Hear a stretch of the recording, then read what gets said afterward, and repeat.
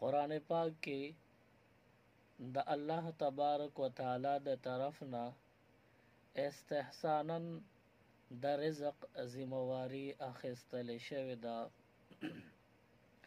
قرآن کې الله تبارک و تعالی فرمایي وما من دابة في الأرض إلا على الله رزقها. په مخ د ځمکه چې څومره جاندار او زنده سر دي د دې ټولو د روزۍ ذمه الله په خپله اخیستلې ده. ويعلم مستقرها ومستودعها.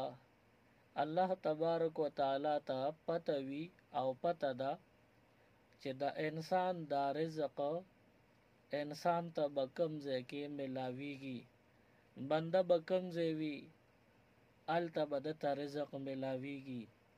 که بنده د یو ځای نه بل ځای ته لاړ شي نو بل ځای کې د ده عیسی رزق دته ملاویږي. وکل فی کتاب مبین. او دا تمام خبرې او د ده باره کې د علم دا د الله په واضح کتاب کې نقل او مندرج وي. لوح محفوظ کې دا ټول خبرې پرتی وي، د دې رجستر او ریکارډ پروت وي. نو د تمام زنده سر او د جاندارو خبره الله تبارک و تعالی کوي چې په مخ د ځمکه څومره کائنات دي، څومره مخلوقات دي، د دې ټولو د رزق ذمه الله تبارک و تعالی اخیستلې ده. انسان له الله پاک یو لوی مقام ورکړی دی، اشرف المخلوقات لقب ورکړی شوی دی. نو د نور کائنات د رزق ذمه چې الله اخیستلې ده نو خامخا د دې انسان د رزق به هم الله ذمه اخیستلی وي. په مخ د ځمکه باندې څومره کائنات دي دا ټول د انسان د پاره پیدا دي او دا انسان الله د خپل ځان د پاره د خپلو عباداتو د پاره پیدا کړی دی. نو انسان له الله پاک د نورو نه په فرق باندې بهترین روزي او رزق ورکوي، ځکه دا انسان الله ته نږدې دی او دا مکلف دی به د الله عبادات کوي. او څوک چې مکلف وي د الله عبادت کوي دا الله ته ډیر ګران او قدردان وي. د دې د رزق خامخا الله بهترین انتظام کوي. روزي د انسان ضروریاتو طویل شي. په روزه کې په رزق کې جامه او لباس هم شامل وي، پیزار وغیرہ دا ټول دا لباس دی. د کور ضروریات پوره کېدل، کور جوړول، د کور دا نور ضروریات دا ټول دا روزه کې راځي، رزق کې راځي. نو الله تبارک و تعالی انسان له دا روزي دا رزق ډیر بهترین انداز باندې ورکوي. په مخ د ځمکه انسان ډیر پریشان وي، د خوراک انتظام نه وي، کله کله خوراک وي خو بې طریقې ملاویږي، کله لږ وي. نو دا د انساني اعمالو وبال او د هغې د نقصان د لاسه داسې کیږي. یعنی نور الله انسان لا د انسان رزق مقدر کړی وي او د بنده د رزق ذمہواری الله پاک په خپله باندې اخیستلی وي. نو موږ تاسو به د الله نه معافي غواړو چې څومره زموږ نصیبه وي، څومره مقدر وي، هغه به موږ ته بیا په اسانه باندې ملاویږي چې بنده استغفار ووایي.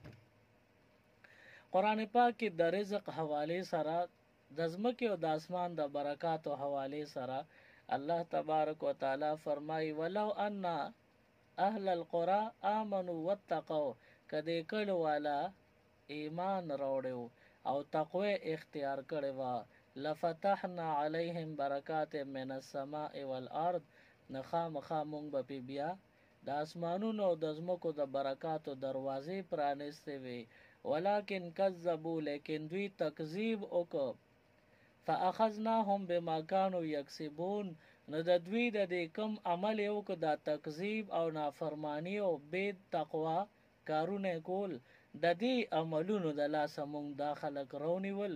نو د رزق نیستیم پې راوسته، رزق هم برکت ترې نه پورته که د اسمان او د ځمکې د برکاتو دروازې مو پورې بندې کړې، نستیم پې راوسته په تکلیف کې مبتلا کړل. نه دا د انساني رزق برکت په تقوا خلاف کارونو باندې ځي. که انسان تقوا شروع کی د الله نه ویریږي، نو بیا الله پاک دله د هر طرف نه د برکتونو دروازې پرانیزي او دله رزق کې روزه کې دومره لوی برکت واچي چې دا انسان په خپله باندې ځان ته حیران وي. رزق کې برکت دا د الله د طرف نه راځي، خو دې دپاره د انساني تقوا ډیر زیات ضرورت وي او خیر خیرات صدقات ورکول دا ډیر زیات مفید وي. دې سره په رزق او په روزه کې برکات راځي. موسی علیه السلام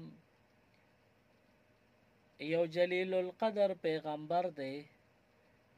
یو ځل یو امتی ول راغی، وی موسی علیه السلام د لوګو تندو نه په تکلیف کې مبتلا یم، ته خو اسم الله سره کله کله هم کلام کېږي، نو چې کله د دې ځل الله سره خبرې کېدې، نو زما د طرف نه ورته یو درخواست وکړه چې پروردګار ستا یو بنده دی، نیستی دا غریبي ده او د غریبۍ د لاسه ډیر په لړزان پریشان او په تکلیف کې دی، نو د ده چې دا څومره روزي تا مقرر کړې ده، نو ټوله سمدستي په یو ځل وله ورکه، په لږه لږه ورکې، نو په تکلیف کې دی چې څومره روزي یې کېږي هغه ټوله په یو ځل وله ورکه، چې دغه لږه ډیره زندګي ښکلې تېره شي.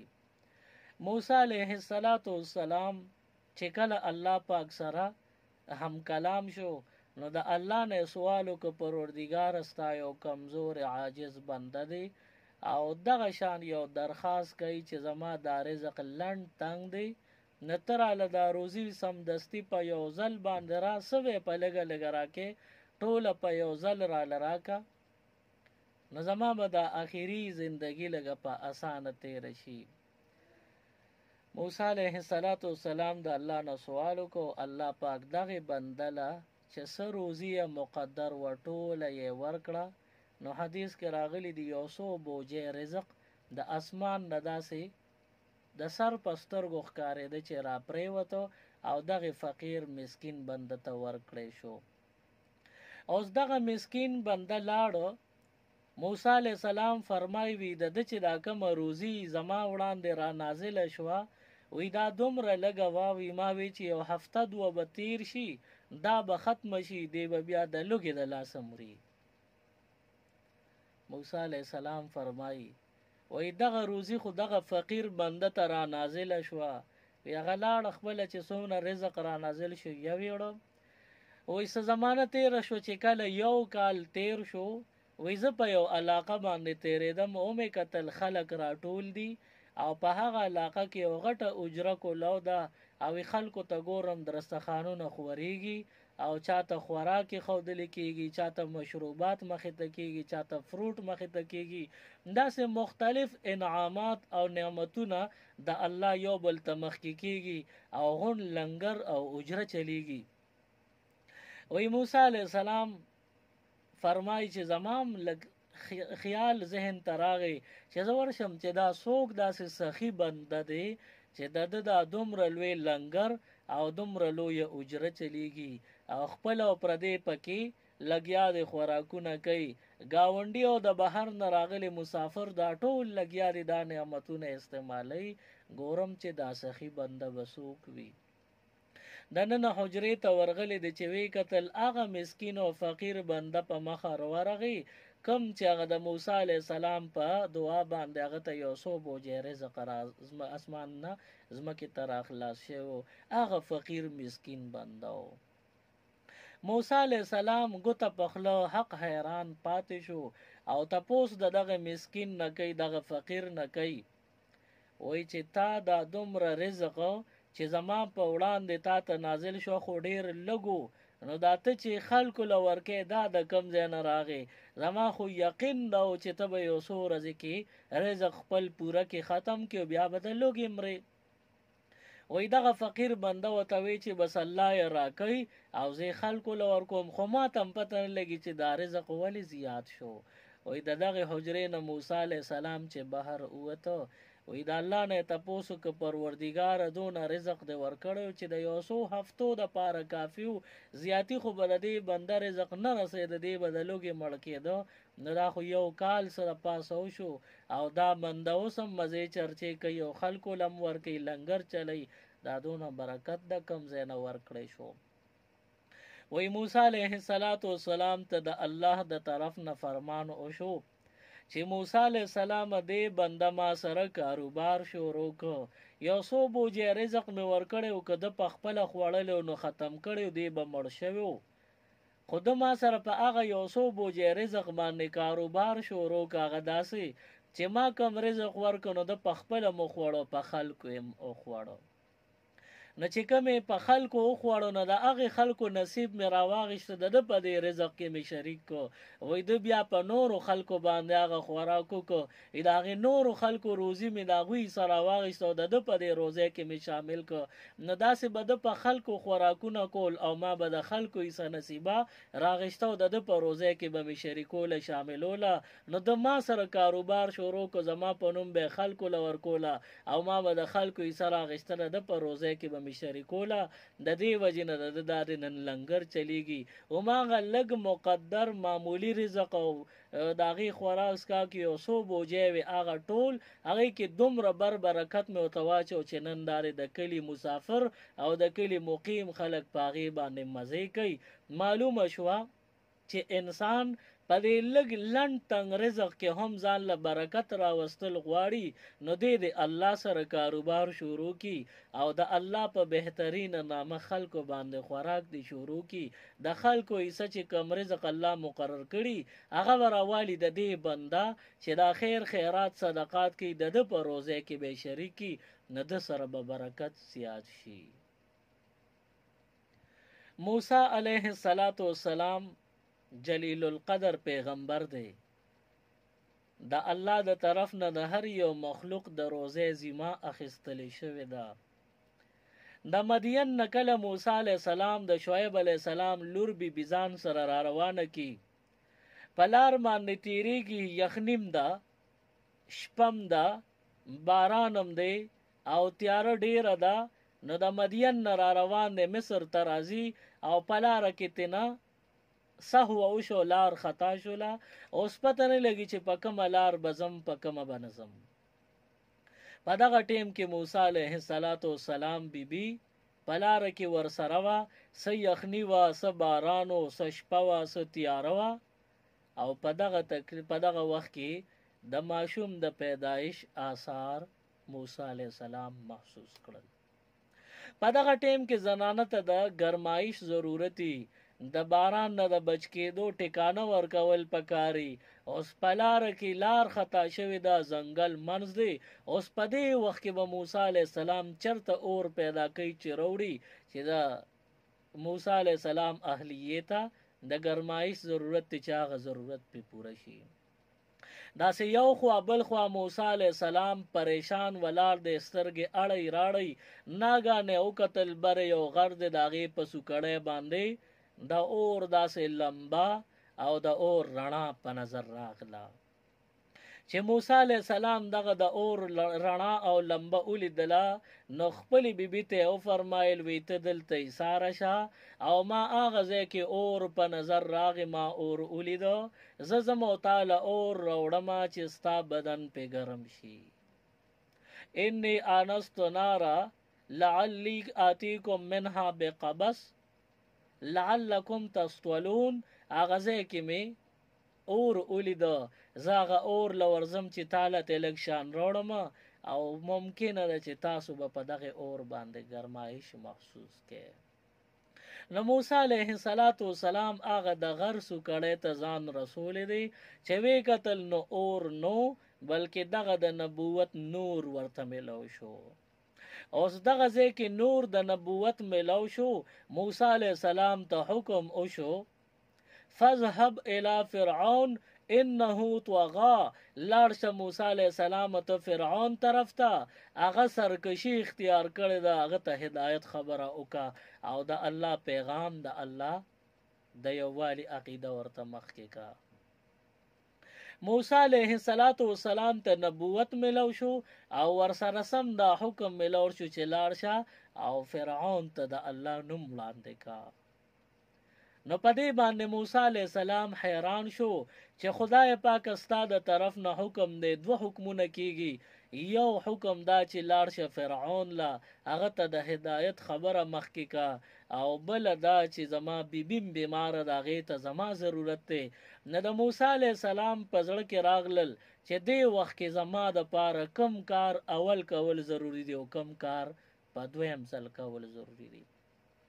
نو په دې وجه په زړه مبارک کې خیال راغی چې خدای افساده طرف نه حکم وشو چې فرعون طرف ته لاړ شه، نو زه اول د فرعون په طرف روان شم که اول د بیبي خدمت ته ودرېږم. صرف دا خیال راتللو سمدستی الله پاک حکم وکړ موسی ستا په دې لاس کې څه دي؟ وایي امسا ده. وایي په دې باندې مخې ته وګوره کاڼی پروت دی، په دې کاڼي باندې غزار وکړه. موسی علیه السلام په هغه کاڼي باندې غزار وکړو، هغه کاڼی وچو د منځ کې بل کاڼی راووته. وایي په دې هم غزار وکړه چې دویم غزار ورکړه نو هغه کاڼی مات شو وچو د بل کاڼی پکې راووته.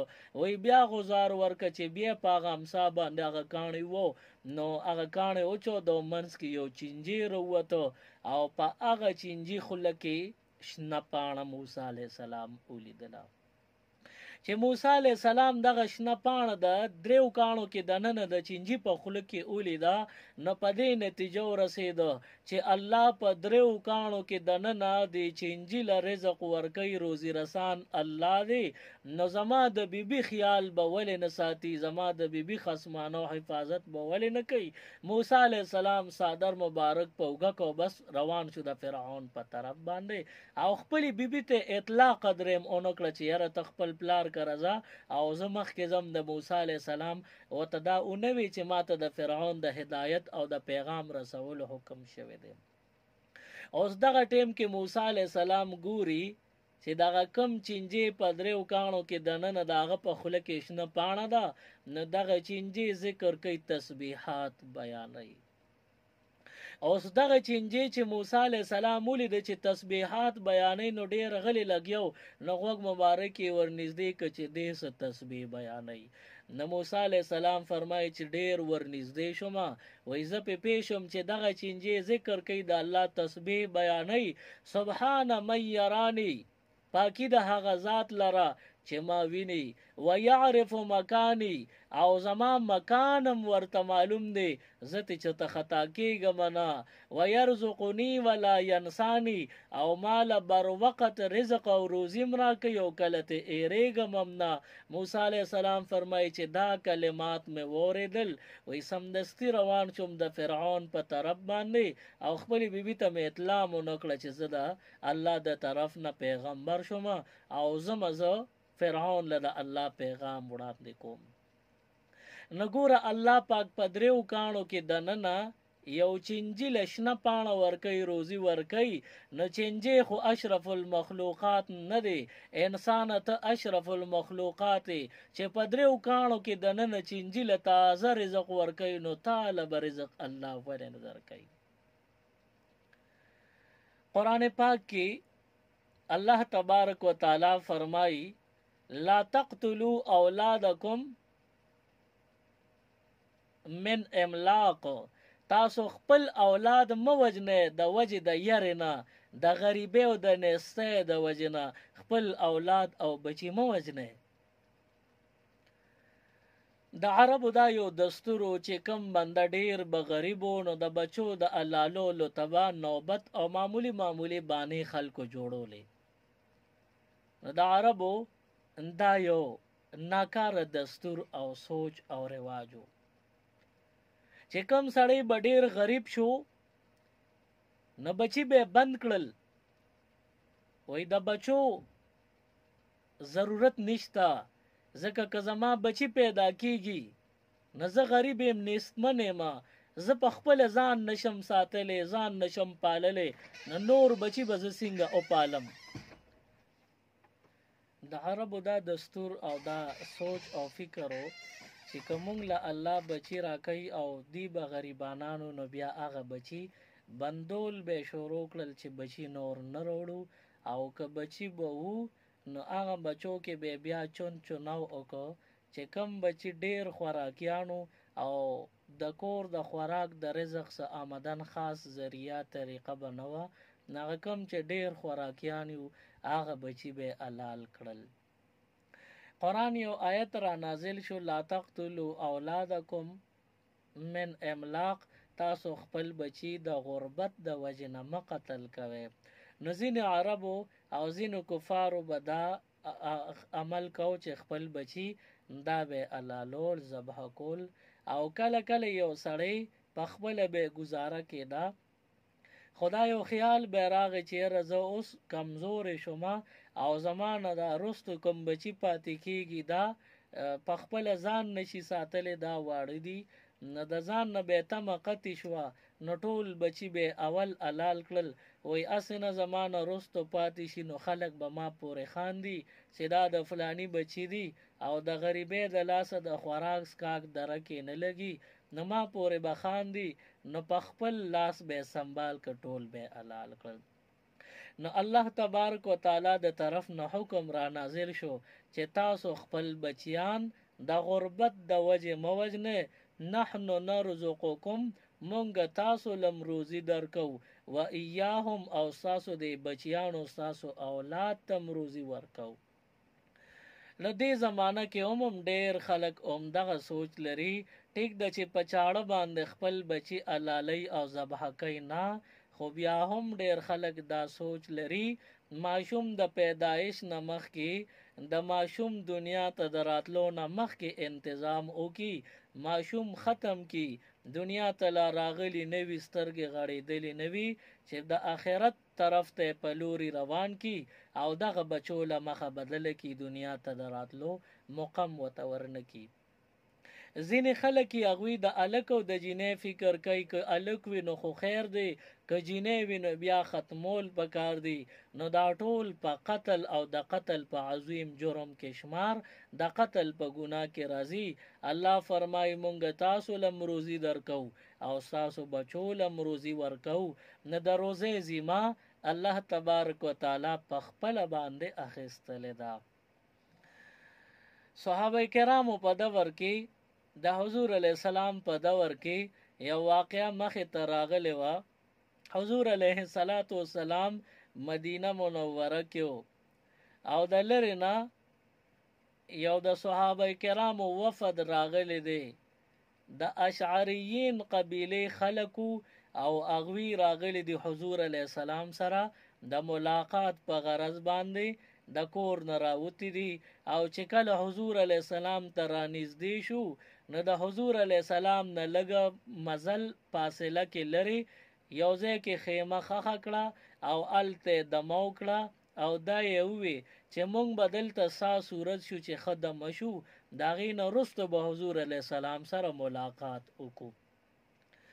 دغه صحابه کرام تقریبا تعداد یې 12، یعنی دا وفد په 12 ارکانو مشتملو 12 کسان راغلی دي، او چې کله دوی انتظار کو چې مونږ به آرام وکړو، دمه به وکړو، د هغې نه پس به حضور علیه السلام سره ملاقات وکړو.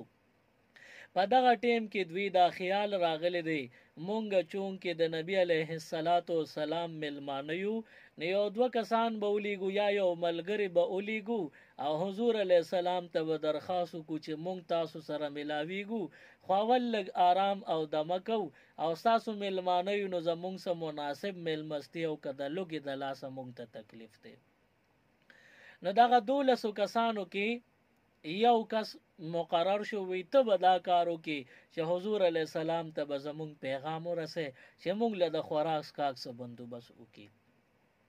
اوس دغه صحابي راغلی دی د حضور علی السلام دروازې له چې کله را رسیدلی دی د دروازې نه هغه غاړه حضور علی السلام د قرآن پاک تلاوت کې مشغول دی او دې غاړه دا صحابي ولاړ دی خپنیولی شو چې کله یې غوږ کېښودنو د حضور علی السلام په زبان مبارک باندې دا آیت راغلی دی چې الله تبارک وتعالی دا کلام حضور فرمایي وما من دابة فی الارض الا علی الله رزقها.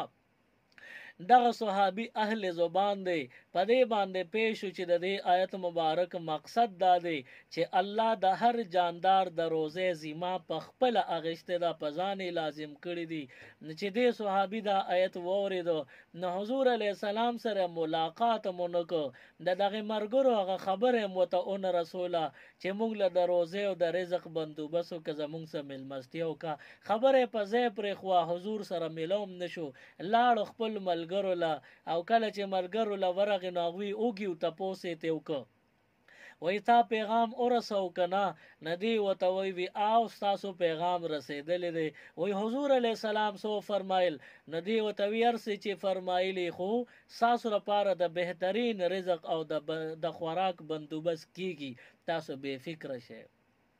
اوس دې صحابي خو دروغ مونوي رښتیا وي خو حضور علیه السلام خود ته تسلی نه ورکړي حضور سره خو دې ملو شوی نه دی د مرګرو ته صرف د آیت باندې چې د کم عقیده او ایمانو هغه وته وی چې الله د هر جاندار د رزق ذمه اغشته ده. اوس دا مرګري ټولو مرګرو سره کېناسته دغه نور باقی مرګري دا خیال کوي چې یاره امید دی چې حضور علیه السلام به زمونږ بهترینه مېلمستیا وکړي ځکه مونږ مرګري ورولېږو مونږ له تسلي راکړه چې بېغمه شي ښکلی انتظام به وشي. لږه شیبه تېره شوه یو دوه پهلوانان دي د خاورو نه جوړ یو خانک ډېر غټو کاسې په شکلو په هغې کې خوروا وه او د غوښې قطرې وې او روټۍ پکې ماته شوې وه روټۍ پکې اچولې شوې وه.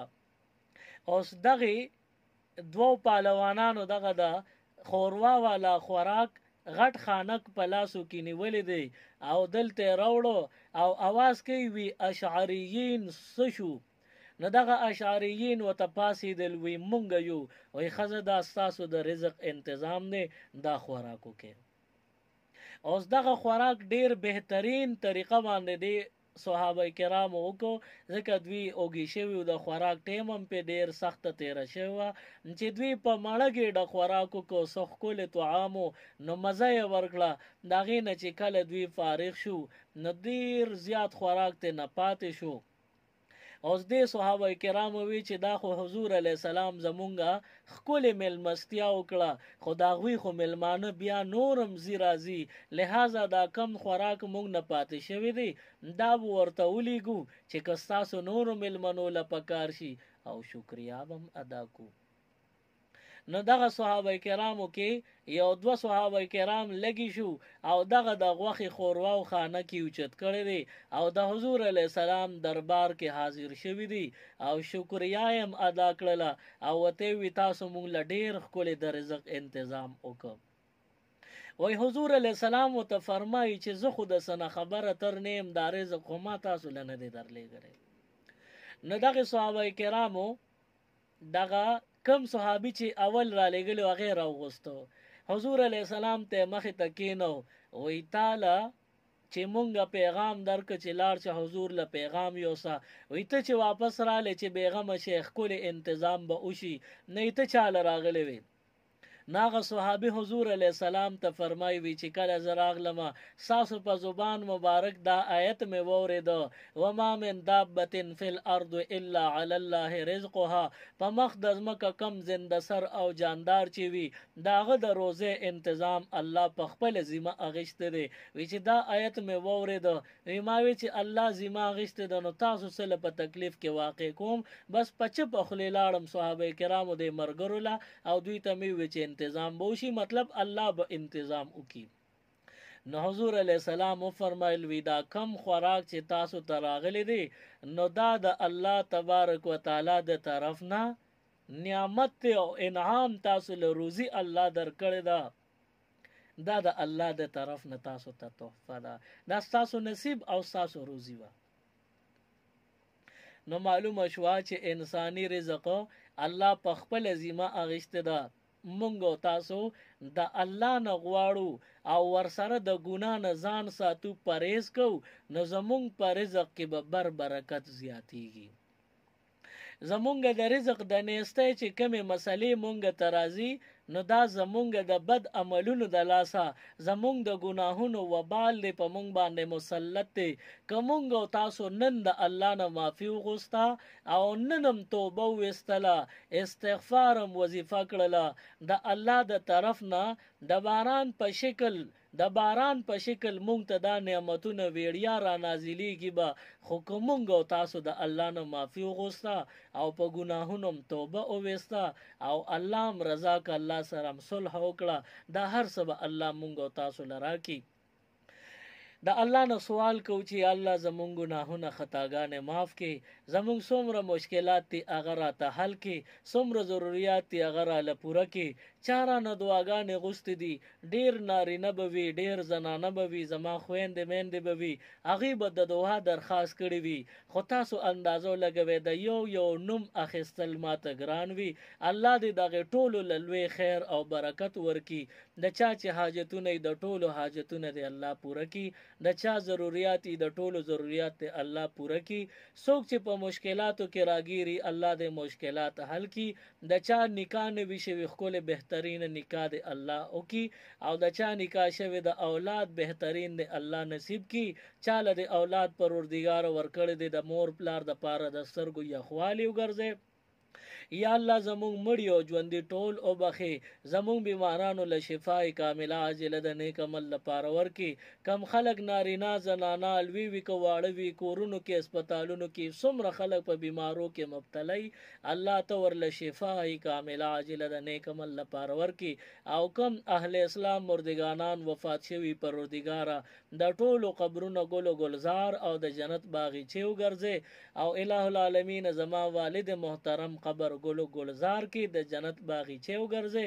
زمونږ په کورونو کې خیر او برکت را نازل کې. په اخر وخت کې په جبه دا کلمه راولي چې لا اله الا الله محمد رسول الله صلی الله علیه وسلم.